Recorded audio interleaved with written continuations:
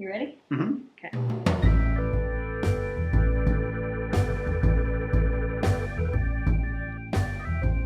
It's Vlogmas, day 16. I have Colin and Lucy here, and we're going to be answering some of your questions. First, the questions from Instagram. Girl Knits wants to know, what's your dream date? Are we both supposed to answer? Yeah, I guess so, yeah. My dream date is going out to dinner. No, going to get cocktails, and then going out to dinner. And then coming home and watching a movie and knitting. Okay, for me, I think I'm gonna think a little grander here. I also want after dinner cocktails at home. I would say we'd be down in San Francisco probably, or maybe New York, although we've never gone there. And we would go out to one of those big Broadway type plays. Oh yeah. And then we go out to one of those fancy Michelin star? Yeah, city restaurants, and we get cocktails too. And we do cocktails and a play in a fancy restaurant, and then more cocktails. I like the play. Yeah. I want to add the play to mine. It would be a play, a big time. Cool. Let's do that. We will. Okay. We will. Saratoga Knitting wants to know, getting any sleep yet? You know. Yeah, I think it could be worse. It could be worse. It Yeah. could be worse. Lily Beach Cottage wants to know, where did we buy the butter container, the yellow one, and the green mixer? And she wants to know where I got the glasses, the water glasses that I drink with flowers on them. Oh. Butter dish. I think my mom gave me that for Christmas. That was a gift. Yeah. She still thinks it's weird that he asked for a butter dish for Christmas. Yeah, she was like, I think she was like, did you want this really? Maybe she thought you wanted it. I don't remember. It's a Le Creuset butter dish. It's fancy. Yeah, I wanted all the different color stuff for the kitchen. We like Le Creuset. Slowly, we'll get it. The blender I got on the internet somewhere. It's a KitchenAid blender, and it's really great. And then these cups came from ModCloth. They're like this sort of cup that I really like, where it's really thin glass. And ModCloth always kind of has sets of these available, and I have to buy them a lot because I break them a lot. So. And the blender, actually, I think you convinced me to buy when we were in Mexico drinking like tropical beach drinks, and you were like, this is why we need that blender. And I was like, all right, you convinced me. There was a smoothie place right by where we were staying, and I was walking to it every day and buying smoothies, and I was just watching them, and I was like memorizing their menu. I took a picture of their menu because I just started to become obsessed with smoothies. And we had a lot of smoothies after we got the blender. Yeah, I bought it for smoothies. Flops J. Sorry if I pronounced that wrong. What's your favorite thing about each other? I mean, it would be hard to pick just one thing. You know, I think one of the many fine things about Tommy is how interested and talented she is. She's so into so many things. Cooking and knitting and sewing, and she's actually really good at a lot of outdoor stuff. She's really good at identifying mushrooms and plants, and so, you know, I think you're just a really interesting person to spend my life with. But it's hard to pick one thing, so I'm going with that answer. Mine's not as sweet. My favorite thing about Colin are his jokes. I'm very funny. Oh, it's okay, baby. It's okay. It's all right. I'm not that funny. What is a baby knit? Oh, sorry. Flops J also wants to know, what is a baby knit you would recommend or discourage? Oh, baby, what do you think? What do you think? She has opinions about this. So I think my favorite type of baby hat is the bonnet style hat, where it has like it's like a square and it's got a point in the back and then it's got like ties right here and you tie it under their chin. That's definitely the best style of baby hat, in my opinion. And I knit one that I can't remember what it's called, but I'll put it on the screen. I wouldn't say I discourage it, but I have not found that baby beanies work well at all for her. Like you put them on her and they just like, they don't cover her ears, they just fit. I don't know. She moves her head so much too. That's one of the things, like she's in the car seat or she's in her stroller or whatever, and she just moves her head, and so if it's not can't tie down, it'll just kind of slide over her eyes and her face and like fall off. She's really into taking off socks and hats and things if she can. Yeah. So a bonnet style hat. I know Tin Can Knits has a really popular one right now. I think those are the best. Who made the amazing baby quilt with the ducks on it? A customer of Moonstone Dye Works made that and mailed it to us, and it is the best quilt ever. So this is the quilt she's talking about. This side has duck butts on it, and this side has a bunch of different duck fabrics. And it's amazing. It's the first quilt I've ever owned, and it's her first baby quilt, and I love it. So yeah, a customer of Moonstone Dye Works mailed that to us, and it was amazing. Our freckled life wants to know plans for any more kiddos. One's a lot. Yeah, I think we'll have to wait and see. Yeah. I always kind of imagined 2, and then I had 1, and I'm like, oh, times 2, I don't know. And then I think about having a toddler and a newborn at the same time. Very scary thought. I don't even know. There you go. D New York 152, how did you meet each other? Well, we met through friends when we were teenagers. The easy answer is mutual friends. Yeah, mutual friends. I think we both have different memories of the first time we met. We do. We've talked about this before, and we've talked about it recently. Actually, we both have a different memory of when we met. It's the same memory, but to him, it's the first time we met, and to me, we had met prior to that. But we had seen each other prior to that. Pretty much, we met through mutual friends and started hanging out at this. There you go. There you go. So there was this hotel bar that, well, it's like, it was a motel bar. Hotel bar makes it sound much fancier. Yeah, the Desert Inn. Yeah, it was a pretty dingy dive bar that had an open mic night every week, and we both used to go to that every week. Colin used to play music at it a lot, and I would just go because my friends would go. And that's pretty much how we met. Yeah. We became friends first, and such and such. Yeah, and the time I remember, I mean, I remember Tommy from the open mic at the Desert Inn. But the time that I really remember is she worked at Kinko's. We were both teenagers. This bar didn't have a great carding policy. Yeah, we were both teenagers, and it was my birthday, and I went to Kinko's with a friend. He was making a zine, and while I was there, this never happened before again. But for some reason, my dad called Kinko's looking for me.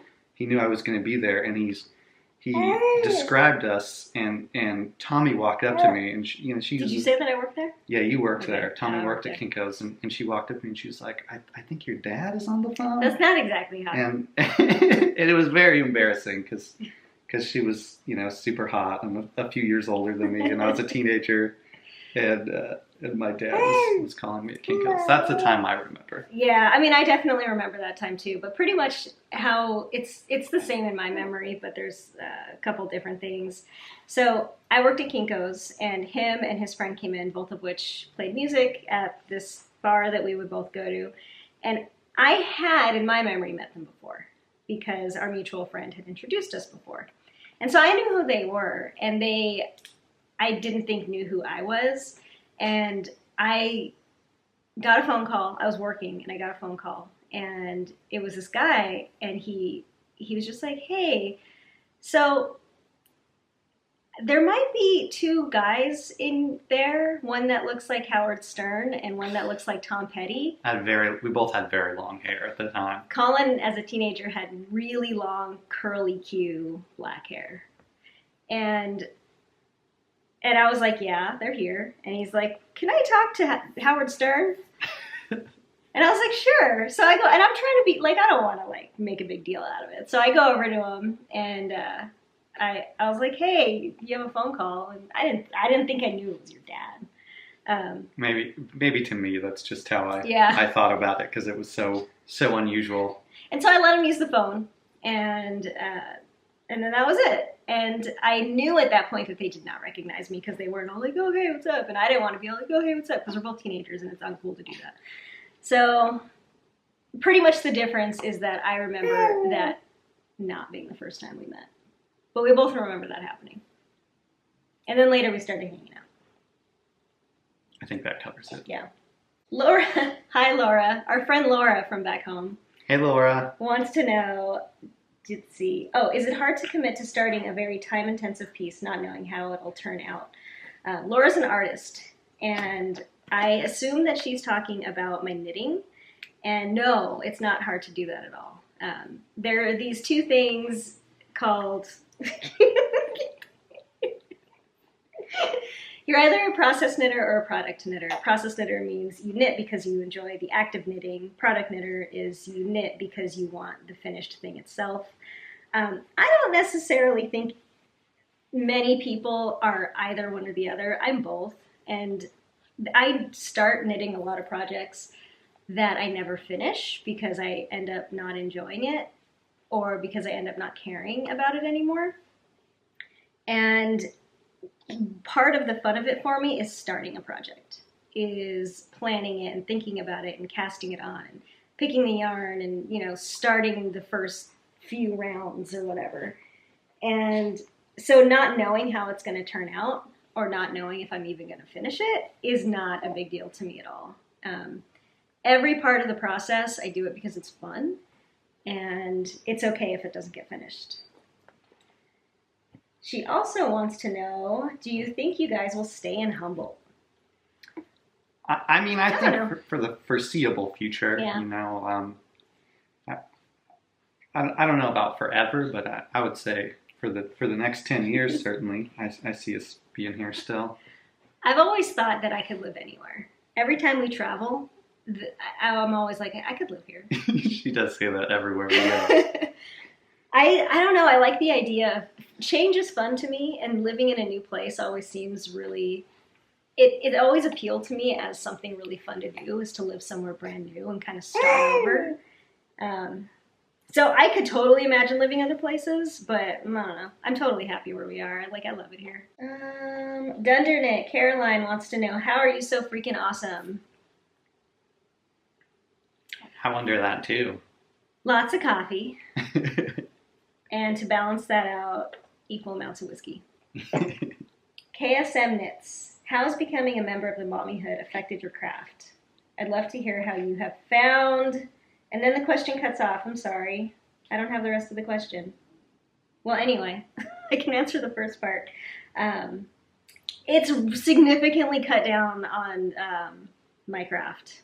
Like, I used to spend I used to defend my free time adamantly for knitting. Every single moment was for knitting. Never not knitting. Never not knitting. And it's still that way. It's just that time has been significantly cut down because she requires just like so much attention that whole fantasy that I had before I was a mom of like putting her down to play quietly by herself while I knit next to her and drink coffee and we, you know, spend the day doing that.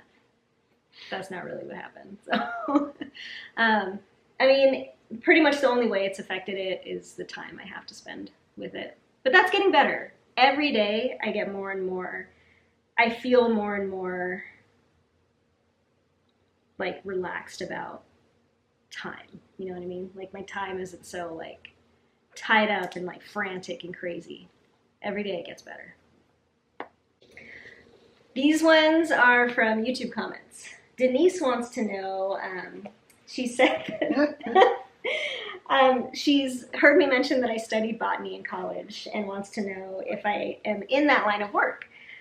No, I did study botany in college, and I did not go on to work in botany. when I moved to Humboldt County, I started studying botany because it was a hobby, because I love plants, I love nature. I never intended it to be a career, though. I didn't take out any student loans. I was really lucky enough to live, and I don't know if it's still like this, but in a time where once you hit a certain age, the financial aid available to you was really good and generous. So I really figured out how to pretty much go to college on grants. And so that's what I did. And I didn't have a career path in mind. I just loved school. I loved learning. So I knew I wanted to go. I was able to do it for free. And so that's why I studied what I studied, because I loved it.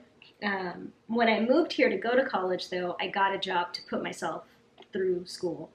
And that was at a dental office doing the sterilization. I was a sterilization tech. It was a really low-level job where you don't need any experience or training. And I was pretty much the gopher. Like, I sterilized everything, and I did everything that nobody else wanted to do in the office. And I had that job through college. And then when I graduated college, I still had it. I eventually got promoted to be a receptionist. And then it became like a real full-time job with really good pay and benefits. And so I just kept doing it. I loved working there, and I really, really loved my job. So that's what I did. And yeah. Next, Kelly wants to know where I got that plush spider. Can you grab that for me? Let me get the spider. You can hold the baby and I'll cradle the spider. So I have this spider stuffed animal. Also, it came from ModCloth. I love it. I saw it on there. I put it on my Amazon wish list, and my mother-in-law, who who really loves getting me stuff from my Amazon wish list for like Christmas and my birthday, got it for me for Christmas, I think. Oh no, my birthday one year. So that's the story behind the spider. I think Lucy likes the spider too. Lucy and Spider, best friends. Lady Dreamwalker has a couple questions for Colin. What are some of your musical inspirations? Oh, well, I guess the music that probably inspired me the most was the early bluegrass music. One of my all-time favorite musicians is Ralph Stanley. Passed away recently, but he had a band with his brother called the Stanley Brothers. And he's a banjo player and singer, and I have a band with my brother where he sings and I play the banjo. And so early Stanley Brothers, Flatt and Scruggs, Bill Monroe, that's the stuff that really inspired me and got me playing the sort of music that I do now. But besides that, I guess all kinds of music inspires me. Tommy and I both have really eclectic tastes and just listen to everything. A lot of jazz and classical, and also rock music, and a lot of folk music, I guess. A lot of country music. When we first met, we were both really into things like David Bowie and Prince and Def Leppard. We bonded over music pretty fast when we first started to get to know each other. Definitely. Our next question for you is, what would you like me to knit you that I haven't knit you yet? So definitely a sweater is. I've been promising him a sweater for a long time. Yeah, it's been years. It's been years with the sweater. It took a while to get a hat, and then I got a second hat pretty quick, which I really like the hats a lot. I also have some great fingerless gloves she made, but a sweater, I feel like that's the big trophy item. And I mean, you must have made a dozen sweaters for yourself. And as you can see, I'm a tall guy, and it'd be an undertaking to make me a sweater. But I'm hoping for a nice a cardigan or a crew neck at some time in the future, a nice wool sweater. So that's definitely that's the dream someday. Yeah. So it's about to cut off, so I need to stop it and restart it. So I'm going to do that. All right, we're back. Well, I just kind of wanted to say that. So So yeah, I really, in theory, want to make him a sweater, but as you guys may know about me, I just find it so hard to knit for other people because, I don't know, something about it makes it boring when it's not for me. Anissa wants to know what my perfect day is. It's the same as my perfect date. I would go out for breakfast.